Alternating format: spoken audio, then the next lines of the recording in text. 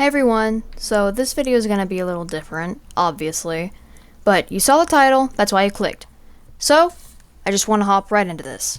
And this is just going to be playing in the background, so don't worry about that. This is everything a beginner should know about Animatronic Nights. Starting with the maps. The maps are important because there's a lot of hidden ways, or hidden places to hide.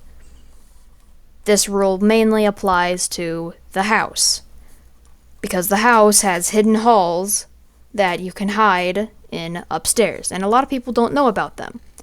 The attic also falls under that category about not a lot of people knowing if you're a beginner. Knowing the maps will help you find the puzzles, more on that later, and know where the vents are if the map has vents, which most of them do.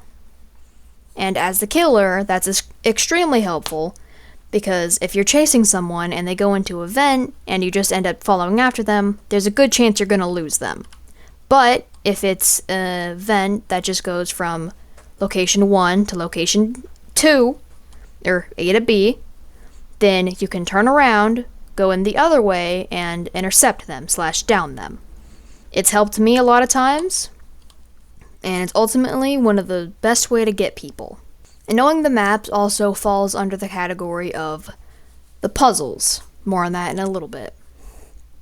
There are quite a few maps in Animatronic Nights, including FNaF 1, the FNaF 1 Pizzeria, the FNaF 2 Pizzeria, Fazbear Fright / FNaF 3, and the house in FNaF 4, and Circus Baby's Entertainment and Rental, aka Sister Location, and the Pizzaplex from Security Breach. I don't think I'm missing any, but if I am, please let me know. And all of those maps have vents besides the Pizzaplex and the house. Puzzles. Every single map has puzzles. These puzzles include the fuse box, aka the fuses, the valves, and the tile puzzle. Knowing where the puzzles are also falls under the category of knowing the maps, obviously. Because if you know where the puzzles are, you can get them done super quick and get XP and all that stuff. More on that in a bit too. And the puzzle noises or the puzzle sounds are global. Everyone hears that. So be careful when you're doing them. Just a little side note. As the killer, knowing where the puzzles are can be extremely helpful because, like I said before, the noises / sounds are global. Everyone hears them, and you can use that to your advantage. However, this only really helps. This is the most effective with the tile puzzle because you hear the tiles being switched and you can just go there. This can also work with the valve puzzle, but it's the most effective when it's the last valve. If they're turning the last valve and you know where it is. So knowing the valves as the killer will help you a lot.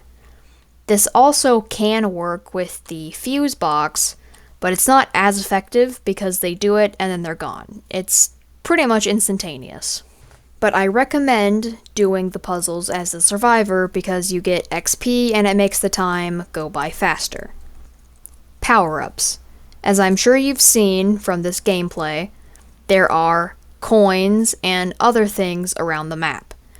The coins are just that, coins. Currency to help you buy more things in the future. And just right there, that green thing, that was a fuse. But I'm not talking about that. That red eye that's on Funtime Foxy right now is the yellow eye power-up.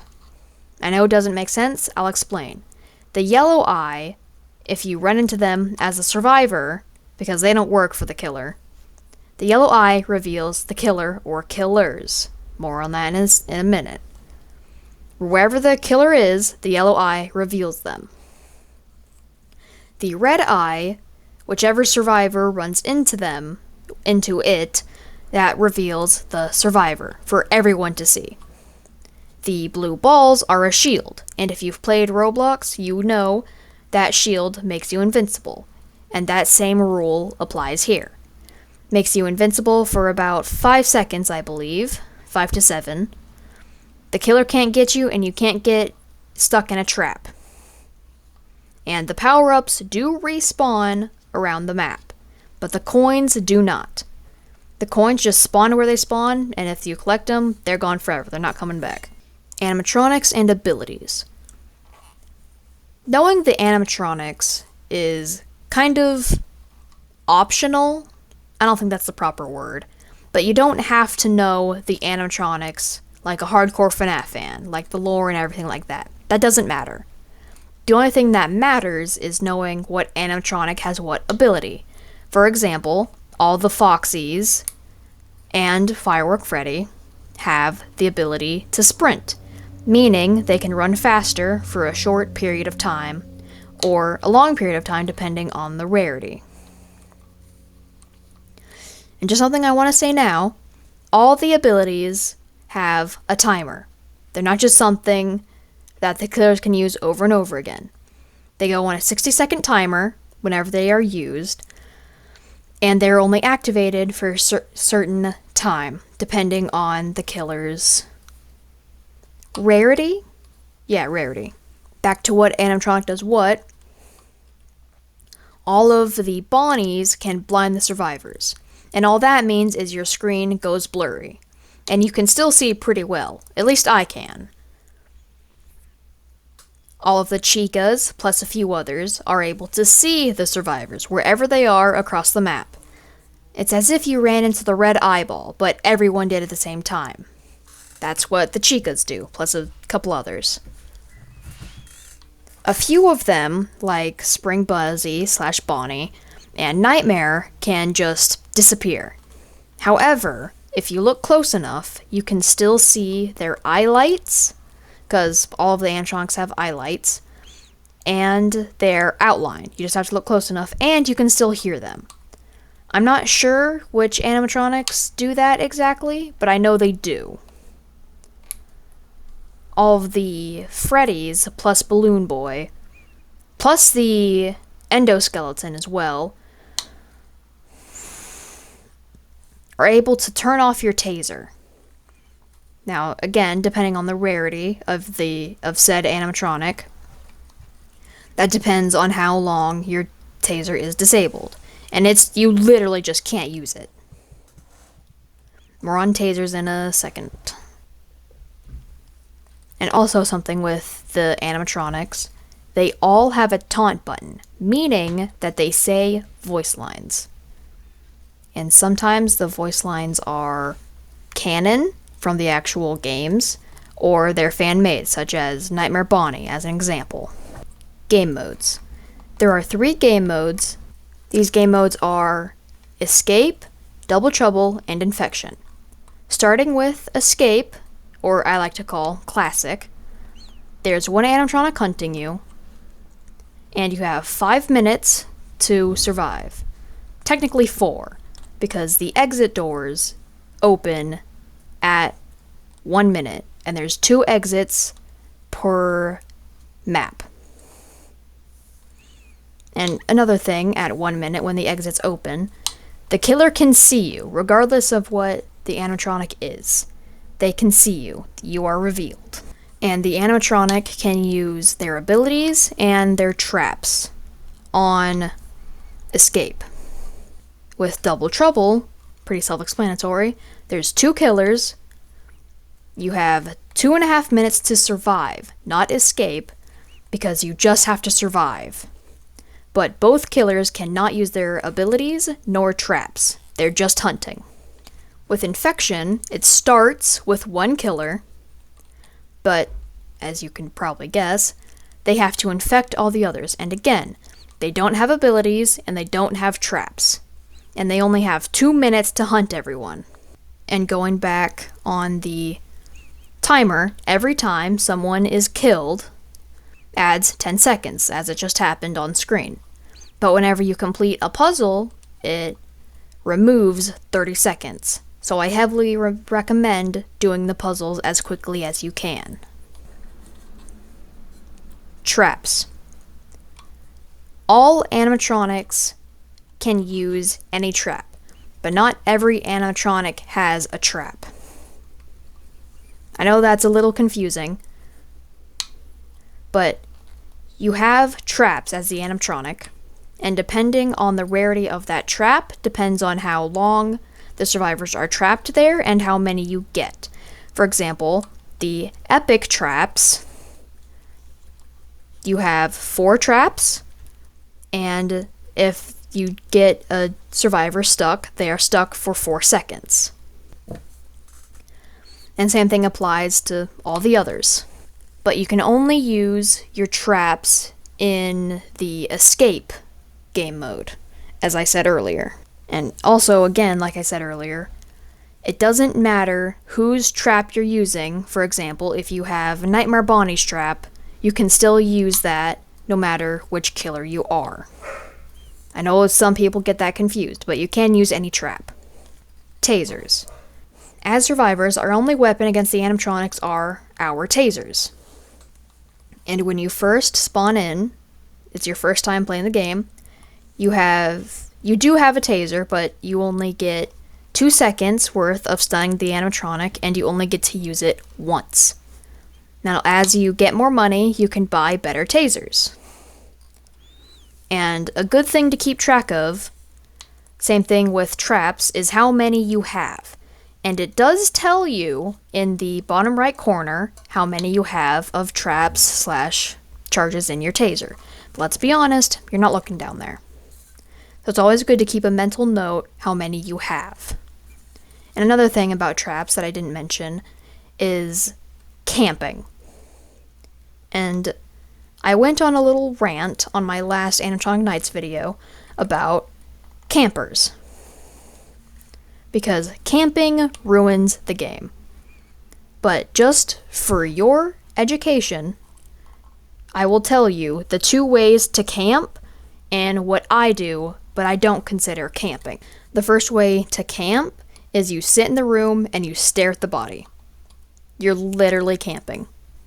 The second way is going into the next room next to the body, and again, just staring at the body. Now, what I like to do is I down someone, I put a trap in an entrance to that room, and I leave. I hunt the other survivors, but I keep a watchful eye on who I've downed, because you can actually see who you've downed from across the map. And you hunt the other survivors, but you keep a watchful eye on who you've downed already. So if someone gets stuck or someone's trying to revive, you go back. That's what I call keeping a watchful eye. And another thing with tasers is, as you've just seen, you have a 60-second cooldown whenever you use a taser. And when you tase the animatronic can no longer be tased for some time. I don't know the exact time, but my guess is 10 seconds. 10 in-game seconds, but I could be wrong. So always keep an ear out, because that sound is also global. Everyone hears that. So keep a mental note of that as well. Trackers. Whenever you first spawn, it's your first time playing the game, same thing with the taser, you get a tracker to spawn, or to start with. And the way the tracker works is if you go in a certain direction, and the faster your tracker blinks, that's closer the animatronic is. But at the same time, you can also just hear and also see in some cases, depending on the power-ups or how close the animatronic really is. Now, the trackers are mainly used as a cosmetic choice to say, like, hey, I've been playing this game for a while, and if you don't know what to spend your money on, there's that. But like I said, it can also be a cosmetic. For example, I use the Spring Bonnie cupcake because I think it just fits my avatar. But if you don't want to waste your money on it, that's completely okay.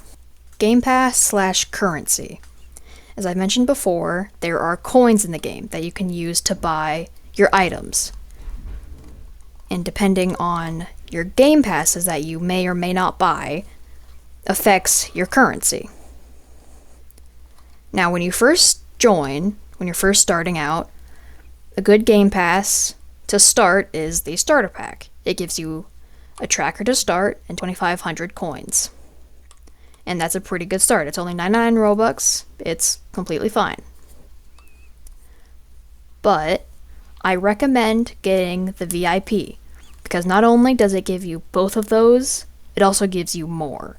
It gives you a game tag in-game. That doesn't really matter, but it's there. And it also gives you 20% more coins whenever you buy coins in-game with Robux. Another good way to get coins for free is joining the community called Playbox and liking the game. That way, every update, you get 250 coins for free. And another thing to get coins for free, if you're a premium member, premium members get free coins as well. But premium is just a Roblox thing in general. Back to the game passes.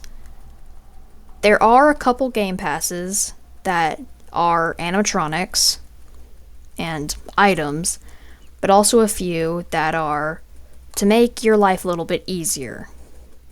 The first one being double money. Now that's pretty self-explanatory, but they recently updated the way the money system works to give you even more.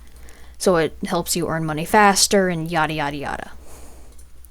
The third one that I recommend getting is the 2x revive. And that's also pretty self-explanatory, but it helps you revive your teammates quicker. And this is another thing that falls under maps. Knowing the map can help you find where your teammates are and revive them in a short time span. And getting said game pass can help you revive them quicker, obviously, but in stressful situations. And depending on how far dead they are, you can revive them in a good 5 to 7 seconds. If you want to save them before the game ends and you just tase the animatronic and you gotta run, I consider it very helpful. But again, I survived without it for the longest time, so that's entirely up to you. And I think that's about everything that I need to cover. If there's anything else. Oh, actually, as you can see, there's quests. You get daily quests, and if you complete said quests, you get more money. The money varies on how difficult the quest is, but that's also a really good way to get free money. And also, another thing for daily is the wheel. You can spin the wheel every 24 hours, and you can get either money, a tracker, or a killer, depending on your luck. And completing puzzles will give you XP, and the more XP you get, the higher level you are. And whenever you reach a certain level, it's mainly 5s, but there are exceptions, you get more money, and the higher level, the more money you get. Okay, I think that's everything. If you have any further questions, let me know. If I missed anything, also please let me know. Thank you for watching. I hope this was helpful. Bye.